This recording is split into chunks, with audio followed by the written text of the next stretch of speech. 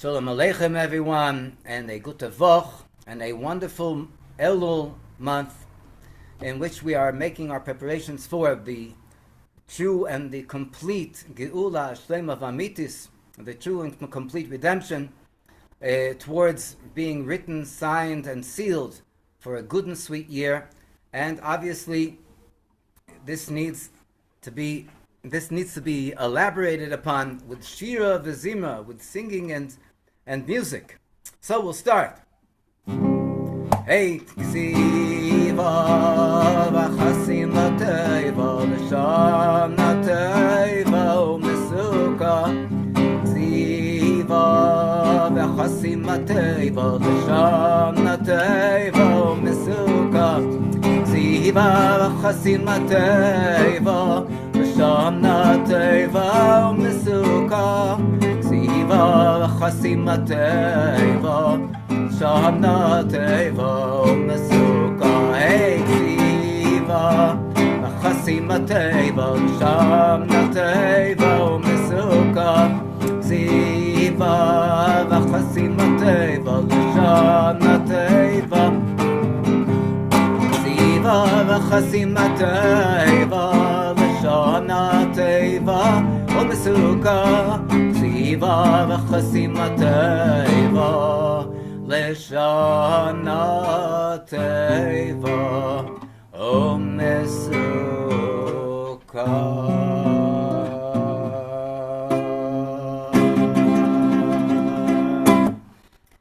Baruch Hashem. Even with 5 strings, you can get a tune out of a guitar. We just proved it. Anyway.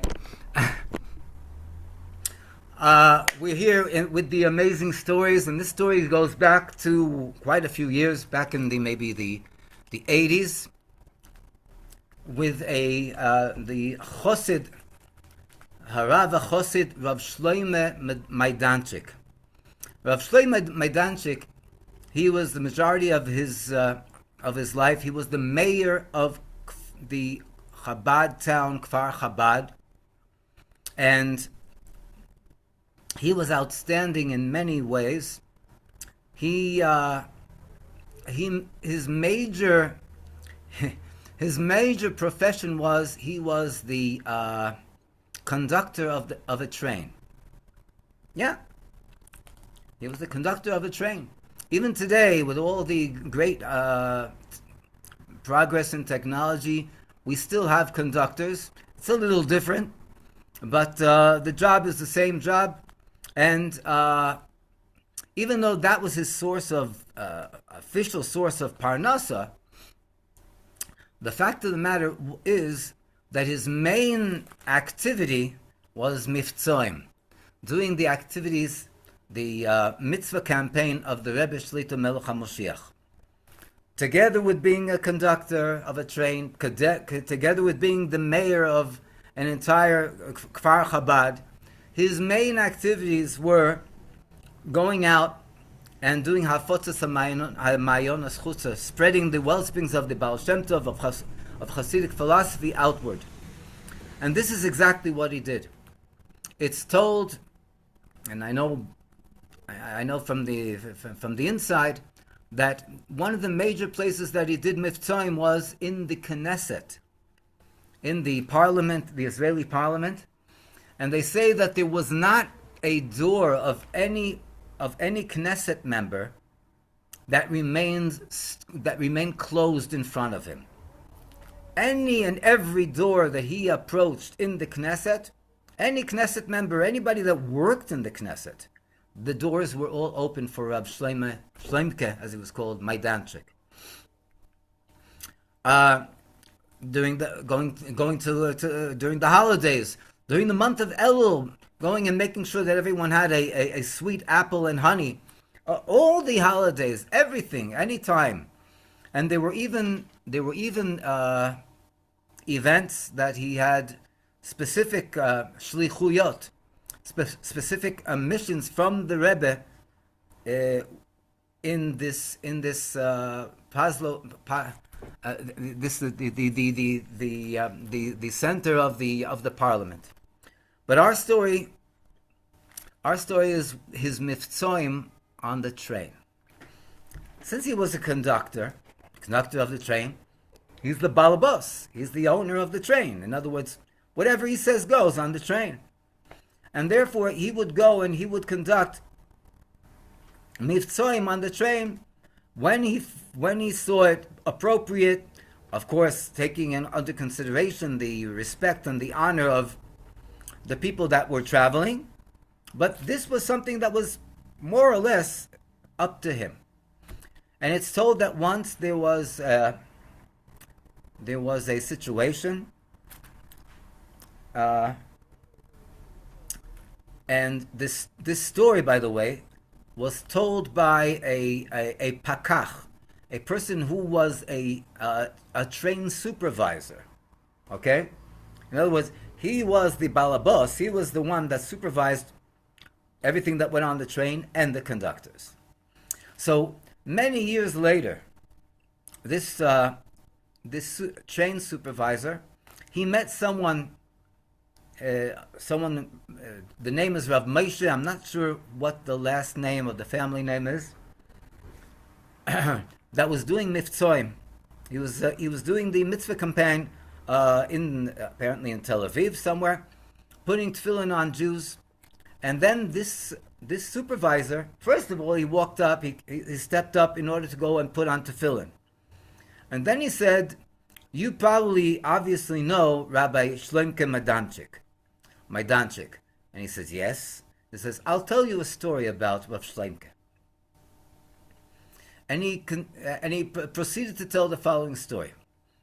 There was one morning, the train was supposed to go out from Tel Aviv to Yerushalayim. He used to go through Ramla, Lud, and for some reason the train wasn't leaving the tracks. It wasn't leaving the station. Excuse me. Okay,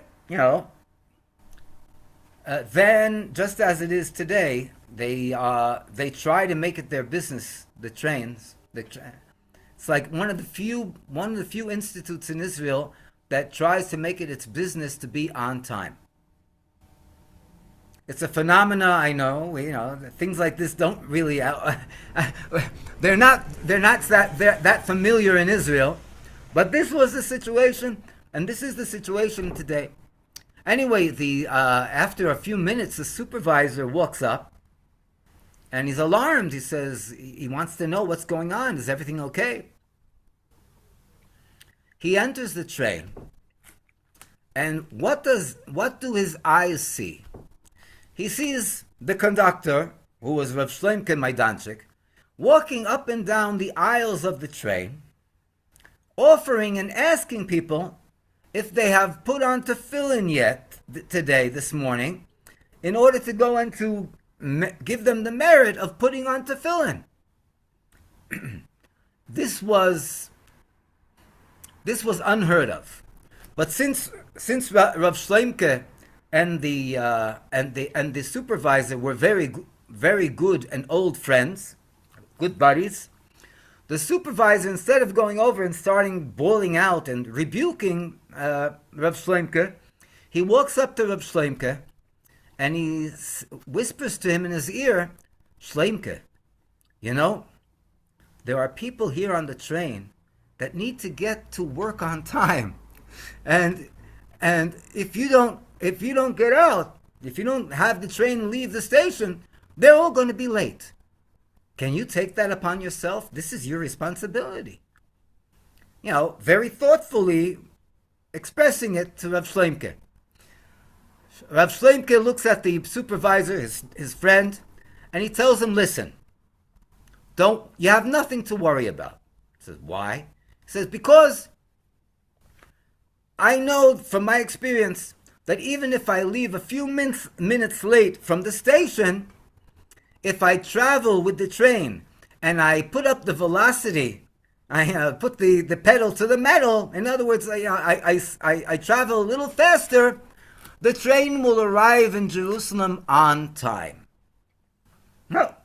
The supervisor heard, he smiled, because they both knew that what he's saying is true.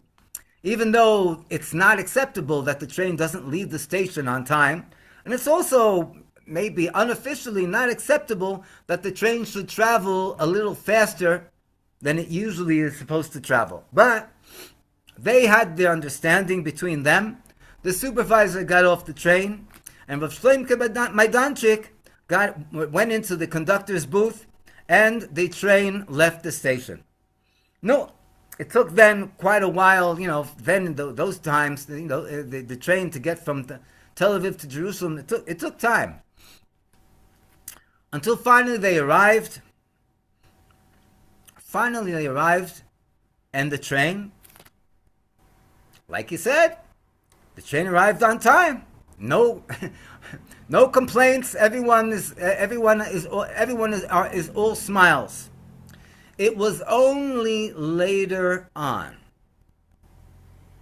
that it was found out that there were terrorists that went and they wanted to foul the train and cause the train to go off the tracks and to have an accident.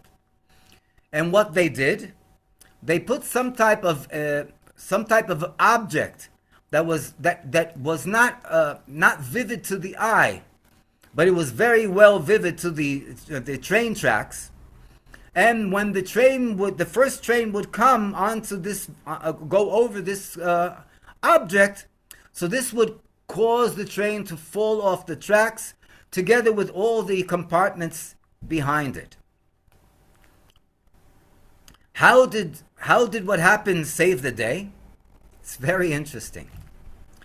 If the train was traveling at the regular speed that it always is required to travel, so then the object would have been the obstacle that would cause the train and the conductor's compartment to go off the tracks.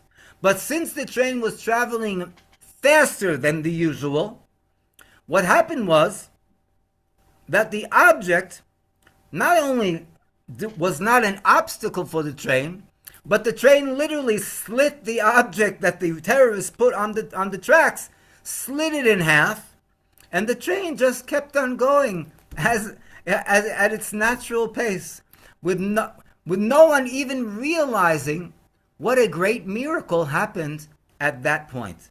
And only when they found out, and it was checked, and people verified it, they were able to know that this is exactly what saved their life. What saved their life? The train was going faster. Why was the train going faster? The train had to arrive on time to Jerusalem. And why did it have to arrive on time to Jerusalem? Because it left late from the station. And why did the train leave late from the station?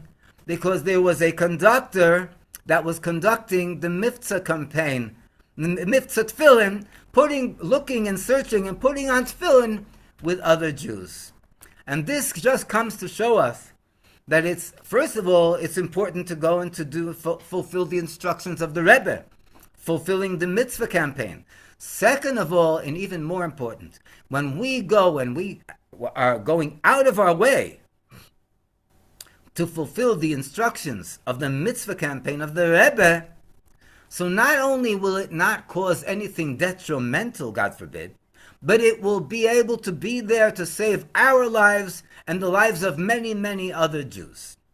And Be'ezus Hashem, through this story and many, many other stories, we should be zeiche, we should merit to be written and inscribed and sealed for a good and sweet year. Ksiva ugmar chosim